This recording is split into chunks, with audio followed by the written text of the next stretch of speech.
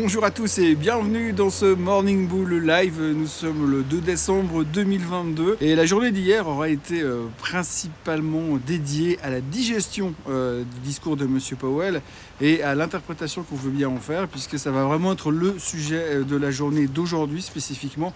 Hier, on n'a vraiment pas fait grand-chose, ça vaut même pas la peine d'en parler, mais on va juste faire le point rapidement sur ce qui est en train de se préparer pour aujourd'hui et cette espèce de bascule dans laquelle nous sommes en train de vivre par rapport à cette guerre contre l'inflation et cette possible invasion de la récession qui pourrait se pointer dans quelques jours, voire dans quelques semaines.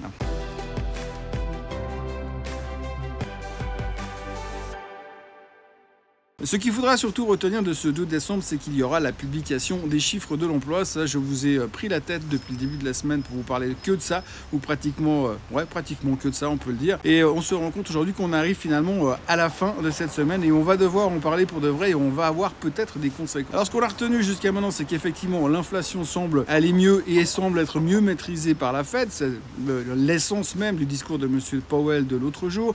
Mais par contre, aujourd'hui, bien, en fonction des chiffres que l'on aura, eh bien, on risque d'avoir des surprises dans à peu près tous les sens. Alors, la première chose qu'on peut se demander, c'est quid si jamais on a des chiffres en dessous des 200 000 créations d'emplois que l'on a attendues. Alors, si on est en dessous des 200 000, il semblerait plutôt logique et plutôt rationnel qu'on dise « Ah ben c'est bien parce que finalement, on voit que le travail de la Fed a payé et qu'ils ont réussi finalement à faire baisser cette inflation et donc ralentir l'économie. Et le fait qu'il y ait de moins en moins de créations d'emplois est un signe comme quoi l'économie est en train de ralentir.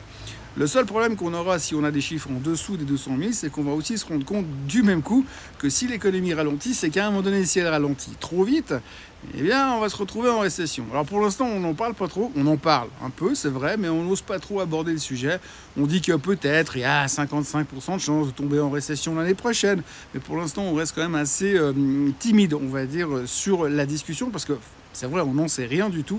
Le gros problème qu'on a aujourd'hui, c'est que la vitesse à laquelle la Fed a monté les taux ces derniers mois, eh bien, est quand même assez spectaculaire, bien évidemment, et on ne l'a jamais vu à aucun moment de l'histoire de la finance. Jamais une banque centrale n'a monté les taux aussi rapidement pour freiner l'inflation et pour... On ne connaît pas vraiment les réactions du marché, les réactions de l'économie. Alors, ce qui fait qu'aujourd'hui, on se retrouve dans une situation où si on a une économie qui va commencer à ralentir violemment, c'est un peu comme un paquebot qui rentre dans un port. Si vous ne commencez pas à freiner 4 km avant, eh bien, vous allez vous fracasser contre le port, justement. Et donc, c'est un peu la même chose. Aujourd'hui, on est monté très vite au niveau des taux. Et si on n'arrête pas assez tôt et si on ne cesse pas cette hausse suffisamment en avance, eh bien on peut avoir un retour assez violent de manivelle qui serait le retour de la récession de manière assez violente. Alors la grande question que tout le monde se pose aujourd'hui, c'est que si on a une petite récession de rien du tout, eh bien on va s'en sortir. Par contre, si on a une grosse méchante récession, ça sera un petit peu plus compliqué. Pour l'instant, on n'en est pas là, bien sûr, on a encore le temps d'en parler, d'en reparler, mais ce qu'il faut retenir surtout aujourd'hui, c'est que ces chiffres-là pourraient être, on va dire, au conditionnel, puisqu'aujourd'hui on ne travaille qu'avec le conditionnel, pourrait être une des phases charnières de cette perception du marché. Aujourd'hui, tout ce qui nous intéresse, c'est la lutte contre l'inflation.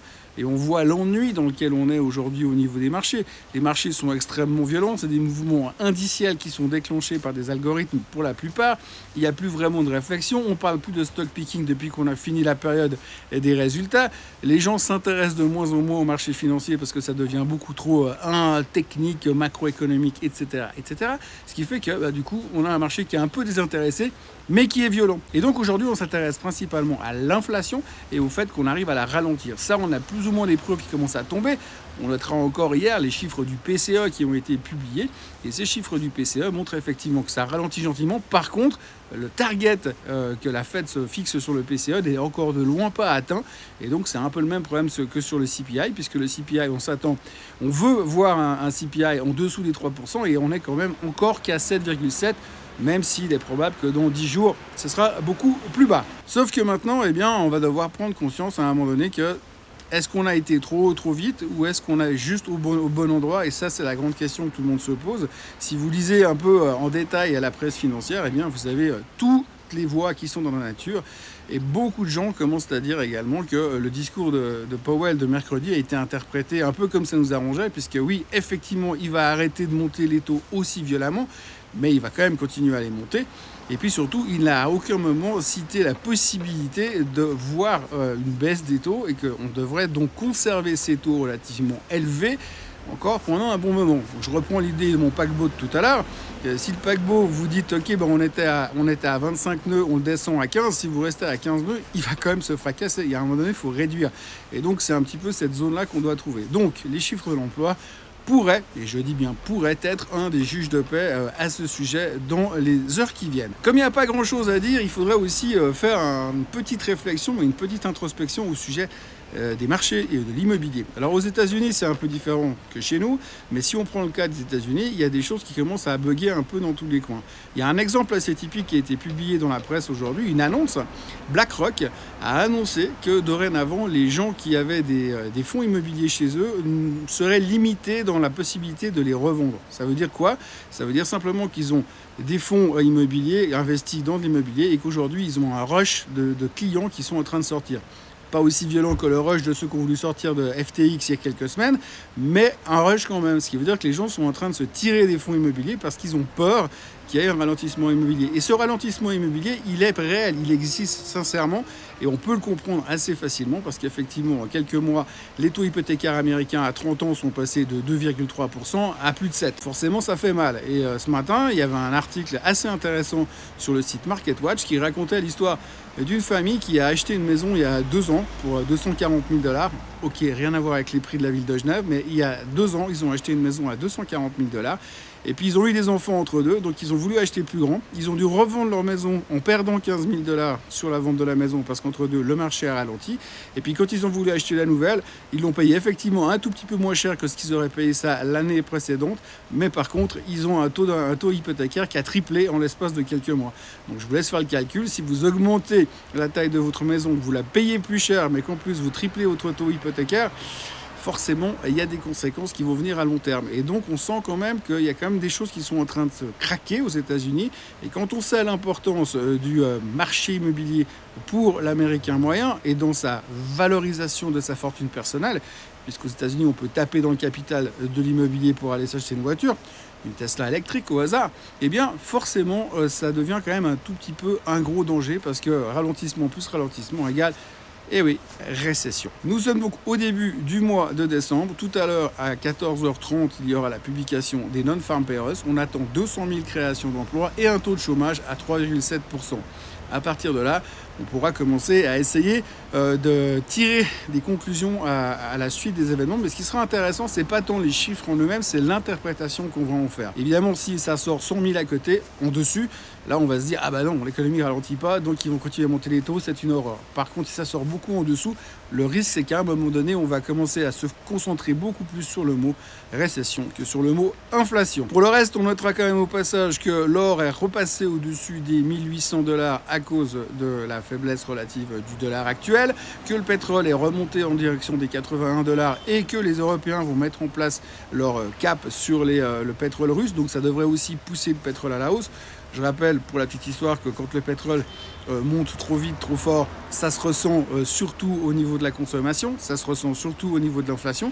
Et puis si vous regardez un petit peu la courbe des prix de l'essence et des prix du pétrole, eh ben, vous vous rendrez compte que le pétrole est monté très fort, l'essence est montée très très fort à la pompe, et puis elle est redescendue un tout petit peu. Par contre, le pétrole, il a perdu 30%, mais on n'a pas perdu 30% à la pompe.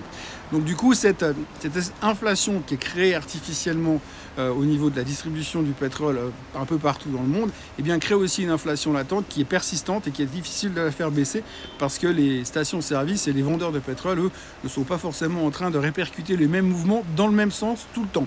Donc il y a aussi ce risque d'inflation qui reste très présent, qui peut aussi faire un peu peur. En tout cas, le pétrole va un tout petit peu mieux et techniquement, il a l'air de vouloir remonter assez bien en direction des 90 $. Mais pour l'instant, on ne va pas trop s'emballer, mais ça remonte assez fort par rapport au plus bas de l'autre jour où on entendait parler de rumeurs comme quoi la Chine ralentissait. Alors la Chine ne ralentit visiblement plus autant, puisque finalement on entend de nouveau des rumeurs comme quoi ils vont alléger le confinement.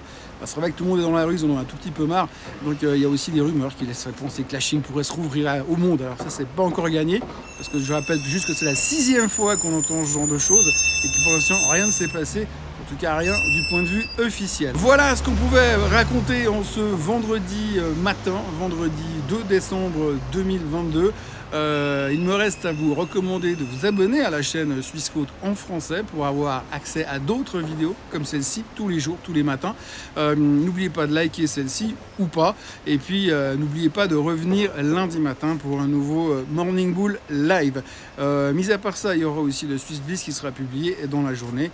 On va évidemment parler du Crédit Suisse parce qu'au vu du nombre de commentaires qui me sont revenus sur le sujet, j'en ai pas assez parlé ces derniers temps et j'ai pas dit assez de mal. Alors je vous retrouve tout à l'heure pour un Swiss Bliss et passez un très très bon week-end autrement. Bye bye.